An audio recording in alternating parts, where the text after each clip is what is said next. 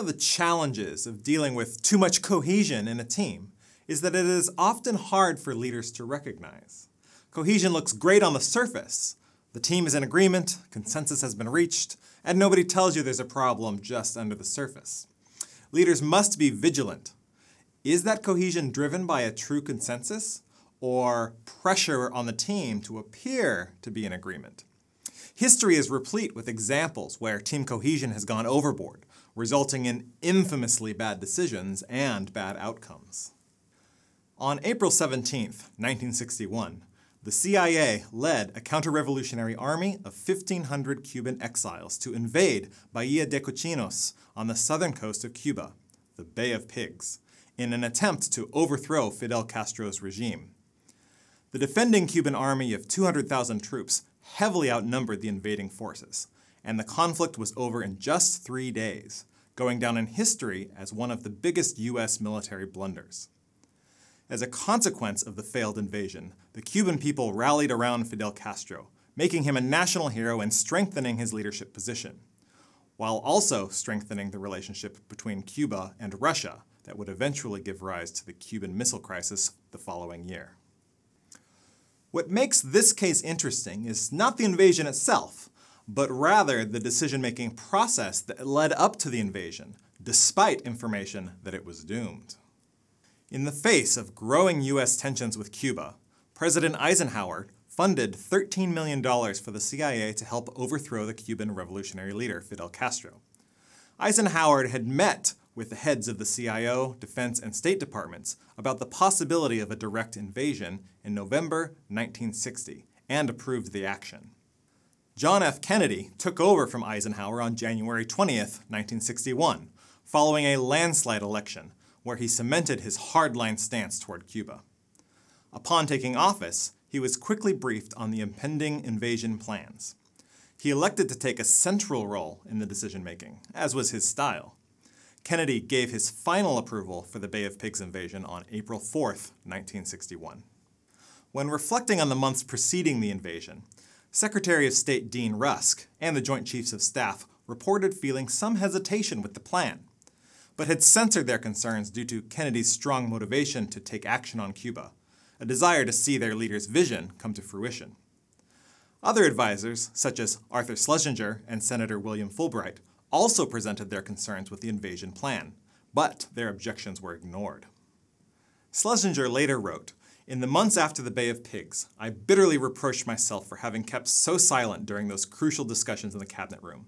I can only explain my failure to do more than raise a few timid questions by reporting that one's impulse to blow the whistle on this nonsense was simply undone by the circumstances of the discussion." The failed Bay of Pigs invasion later became the focal case of Irving Janis's concept of groupthink, a psychological drive for consensus at any cost that suppresses dissent and appraisal of alternatives in cohesive decision-making groups. It is characterized by 3 core symptoms. 1, the group's overconfidence in itself, both in its ability to make decisions and its inherent morality. 2, closed-mindedness in the group, rationalizing away alternatives and underestimating the outgroup. 3, internal pressures for uniformity, potentially involving censoring dissent from others and suppressing one's own reservations, as well as a belief in group consensus and pressure to maintain that perceived consensus. As Janis puts it, the more amiability and esprit de corps there is among the members of a policy-making in-group, the greater the danger that independent critical thinking will be replaced by groupthink. Looking at Janis's broader model, we can also see key antecedents of groupthink behavior. First and foremost is cohesion in the group. However, this is accompanied by structural faults, including group insulation, lack of impartial leadership, lack of procedural norms, and member homogeneity. It is also amplified by features of the context that provoke the groupthink pattern. Features like external threats to the group, low self-esteem, recent failures that threaten the group's reputation, excessively complicated problems, and problems that have the potential to have moral implications. These features lead the group to seek agreement, resulting in the groupthink phenomenon and, ultimately, team failure. Many of these features were apparent in the Bay of Pigs case. When examining details of the case, we can also identify other deviations from best practice for team leadership. Kennedy's leadership style led him to take the decision-making responsibility for himself, rather than generating shared accountability for the team decision. He acted as the central hub for information, so different players did not have the opportunity to discuss their concerns openly. In fact, the objections are on record specifically because they had to be submitted to Kennedy directly in writing. The team was allowed to follow its trajectory set by Eisenhower without fully considering alternative courses of action. So there was no second look at the problem. Kennedy also failed to develop a high-performance norm that would encourage team members to prioritize the success of the mission. While groupthink is by far not an inevitable consequence of cohesive teams, it is nonetheless valuable for leaders to understand the warning signs and manage the decision-making process to avoid groupthink symptoms.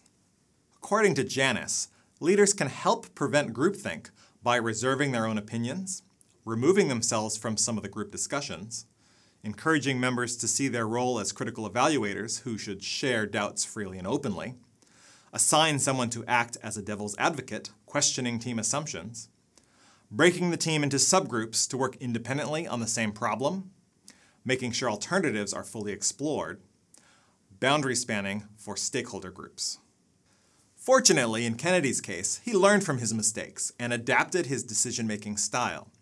When tensions with Cuba escalated into the Cuban Missile Crisis the following year, Kennedy specifically asked his team for a variety of alternatives, gave them time to deliberate, removed himself from that discussion so he did not bias the outcome, and nominated his brother, Robert Kennedy, to serve as a devil's advocate. Perhaps partly as a consequence of this improved leadership practice, war was averted. The theory of groupthink is not without its criticisms. Deeper examination of the Bay of Pigs case suggests that Janice's narrative did not accurately reflect the level of consultation that occurred, and may instead be a reflection of Kennedy's individual decision-making failures and prioritizing of political consequences, rather than any faulty group dynamic. Furthermore, since development of the theory was limited to case studies, the complicated groupthink model is not very generalizable to other situations.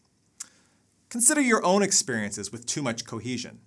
The symptoms themselves are probably familiar, but it is likely that you don't tick all the boxes in the groupthink model. More recent reformulations approach the groupthink phenomenon differently. Rather than seeing it as indicative of a defective group that is beyond repair, it can be approached as a problem with how the group process is being managed. For example, the general group problem-solving model adopts similar antecedents and emergent group characteristics as Janice's formulation, but focuses more squarely on the faulty group decision processes that result. Specifically, groups that show symptoms of groupthink have difficulty identifying problems, generating alternatives, and evaluating those alternatives before making a decision. In other words, the group is less effective in the core competencies of a decision-making team. Taking this particular approach is more empowering to team leaders.